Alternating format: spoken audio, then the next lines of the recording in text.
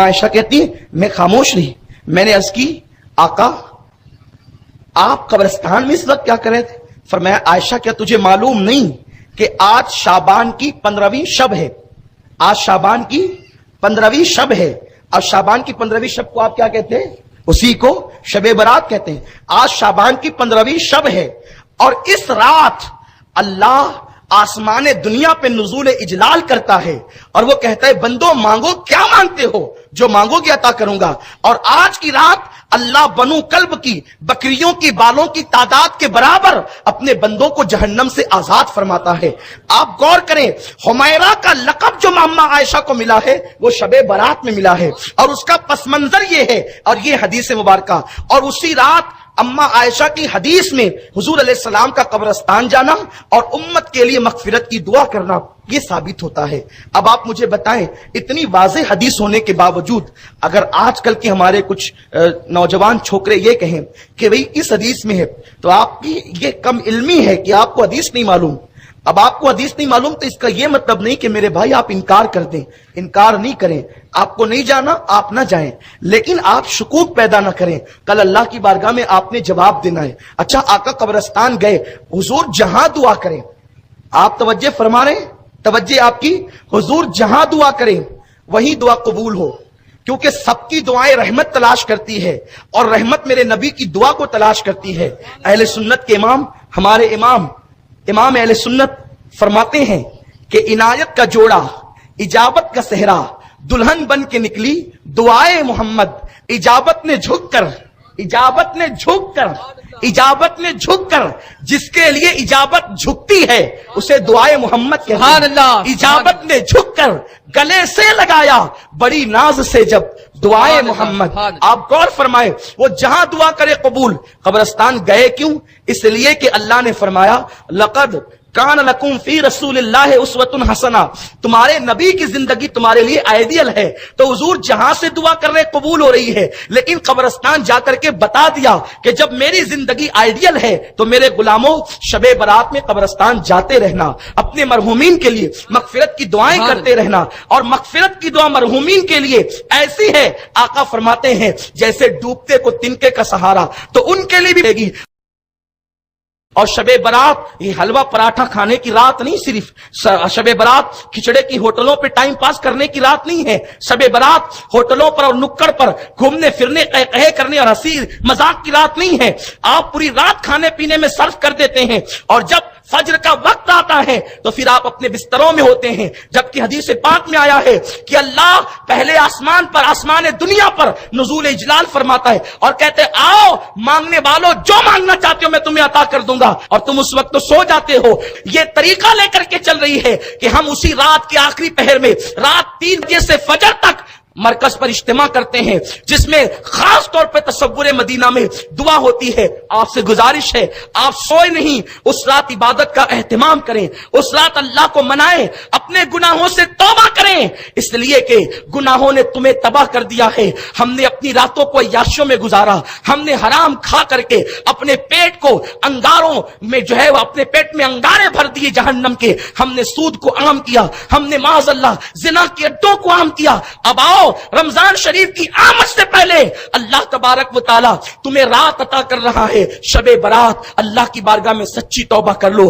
क्योंकि मेरे आका फरमाते हैं गुनाह से तौबा करने वाला ऐसा है जैसे उसने गुनाह किया ही नहीं। बस जाते जाते आखिरी बात अर्ज करूं, अल्लाह से माफी मांग लो, रब की बारगाह में तौबा कर लो। किसी बुजुर्ग का कौल है, अल्लाह अकबर, जब वो बस्ती में घूमते थे मजजूब बुजुर्ग कहते थे लोगों अल्लाह से सुलह करो, लोगों अल्लाह से सुलह करो, लोगों अल्लाह से सुलह करो। जब कब्रिस्तान में जाते तो कहते अल्लाह इन कब्र वालों से सुलह कर, अल्लाह इन कब्र वालों से सुलह कर, अल्लाह इन कब्र वालों से सुलह कर। किसी ने कहा बाबा बस्ती में कहते हैं कि लोगों अल्लाह से, कब्रिस्तान में कहते हो कि अल्लाह कब्र वालों से सुलह कर, क्या बात है? फरमाते हैं जब तक मोमिनीन जिंदा थे, जब तक इंसान जिंदा थे, अल्लाह कहता था बंदे आ तौबा कर मैं तुझे माफ कर दूं, बंदे आ मगफिरत चाह मैं तुझे बख्श दूं। अल्लाह इनकी जिंदगी में इनसे सुलह करने के लिए तैयार था, तो मैं कहता था वो तैयार है, तुम सुलह कर लो, माफी मांग लो ताकि अजाब में गिरफ्तार ना हो जाओ।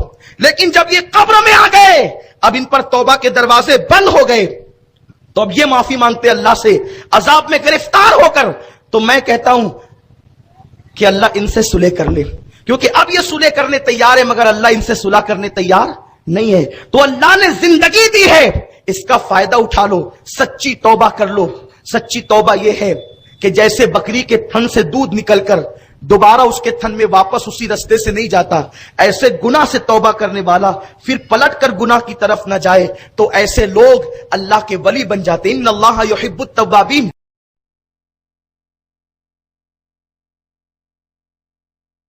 سے کیسے بن گئے؟ ایک شخص ہے جس کا نام ڈاکوؤں کی فہرست میں ہے، جس کا نام فضیل ابن عیاض ہے.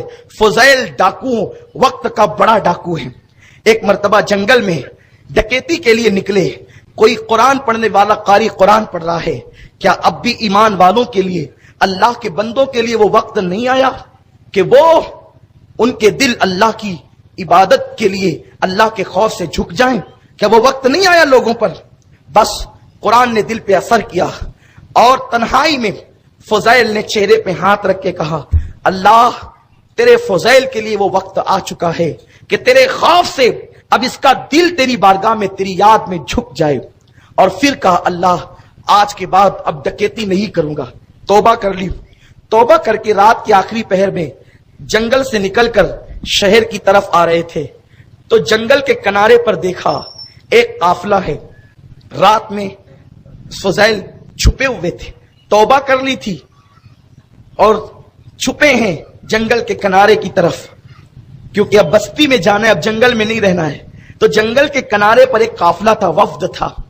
تو کوئی کہتا تھا، لوگوں جلدی چلو، سفر طے کرنا ہے. تو لوگوں نے کہا نہیں، فضیل بہت بڑا ڈاکو ہے اور وہ اسی جنگل میں رہتا ہے، وہ لوٹ بھی لیتا ہے اور جان بھی لیتا ہے، ایک چیز نہ چھوڑے گا، لوٹ لے گا. لوگ خوف سے تھرا رہے تھے اور کہتے تھے، نہ جاؤ، رات نہیں گزارو، صبح سفر کریں گے. فضیل کا خوف ہے، ہم رات کو جنگل میں سفر نہیں کر سکتے. تب فضیل کی آنکھ میں آنسو آ گئے، رونے لگے، یا اللہ میں اتنا برا کہ لوگ میری ڈکیتی سے ڈرتے ہیں. تب فضیل نے کہا، لوگوں اب جاؤ، بے خوف و خطر سفر کرو. اب فضیل لوٹنے والا نہ رہا، اب تو فضیل خود لٹ چکا ہے. اب جاؤ، فضیل لٹ چکا ہے، وہ تمہیں نہیں لوٹے گا. بے خوف و خطر سفر کرو. اور اتنا روئے، اتنا روئے، مولا مجھے معاف کر دے، مولا مجھے معاف کر دے. وہی فضیل ابن عیاض جب توبہ کرتے ہیں اور توبہ کر کے پھر مکۃ المکرمہ کا سفر کرتے ہیں، وہاں مجاوری اور جاروب کشی کرنے لگتے ہیں.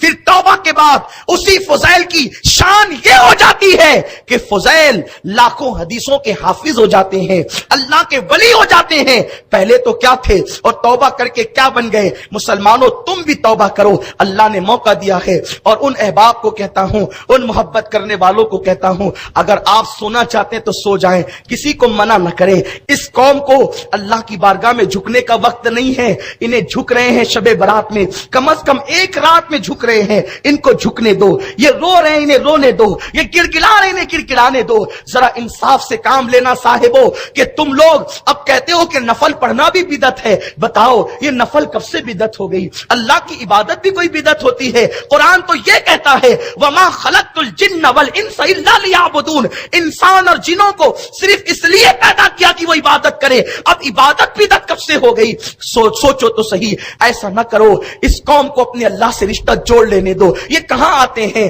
کم از کم شب برات کے بہانے، معراج کے بہانے، قدر کے بہانے مسجدوں میں آتے ہیں تو آنے دو. انہیں شکوک میں مبتلا نہ کرو. ارے مولا علی کا فرمان تو آپ کو بتاؤں، حیرت ہوگی. دراصل علم کا فقدان ہے، جہالت ہے، کتابیں نہیں پڑھتے، اس لیے غلط باتیں عوام میں عام کرتے ہیں. فجر کا وقت ہے، مولا کائنات مسجد میں نماز کے لیے آئے، بیٹھ گئے.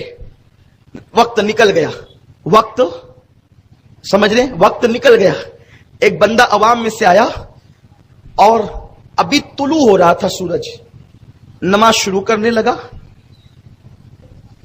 کہ جب سورج طلوع ہو تو اس وقت نماز نہیں پڑھنی چاہیے. یہ مسئلہ تو ہے نا، بولو ہے. لیکن مولا علی نے اس کو منع نہیں کیا. کس کو؟ وہ عوام میں سے جو شخص تھا اس کو منع نہیں کیا. باندھ لی آپ نے، اس کو پڑھنے دیا. مولا آپ باب مدینۃ العلم ہے، آپ نے اسے روکا کیوں نہیں؟